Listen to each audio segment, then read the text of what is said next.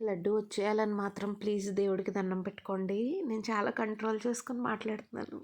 నిన్న నైట్ నుంచి ఏడుస్తూనే ఉన్నాను. ఏం చేస్తాం, నాకు ఈ పప్పీస్ అన్నిట్లోకి వీడంటే చాలా ఇష్టం అండి. ఎందుకంటే వాటిని లోపల పెడతాము, పెట్టినా కూడా ఒక అరగంట కంటే ఎక్కువ ఉండవండి. గేట్ దగ్గరికి వెళ్ళిపోయి ఏడ్చేస్తాయి, బయటకు వదిలేయండి వెళ్ళిపోతాము అంటే వాటి బంధించేసినట్టు ఫీల్ అవుతాయి.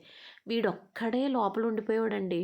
వాటి వల్ల ఇప్పుడు వీడు కూడా బయటికి వెళ్ళిపోవాలేమో అని చెప్పి భయపడిపోతూ ఉండేవాడు. నేను పంపనురా బాబు, నువ్వు ఉంటానంటే ఉండు, సందులోనే ఉండు అనేదాన్ని. అలాగే ఉండేవాడు. వాడికి విపరీతమైన ఆకలండి. అంటే ఎప్పుడు ఏదో ఒకటి తింటూనే ఉంటాడనమాట. బయటికెళ్ళి మనం వాడిని పిలిచినా చూసినా చేతిలో వంక చూస్తాడు, ఏం తెచ్చావు ఏం పెడతావు అని.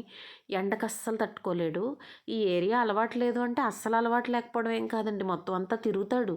మొత్తం ఎక్కడెక్కడికో వెళ్తాడు వస్తాడు. పగలంతా మాత్రం మా ఇంట్లో ఉండిపోతాడు అంతే. ఆకలికి అస్సలు తట్టుకోలేడండి. మరి ఈ పాటికి రావాలి, ఆకలేస్తే వాడికి ఆకలేయట్లేదు.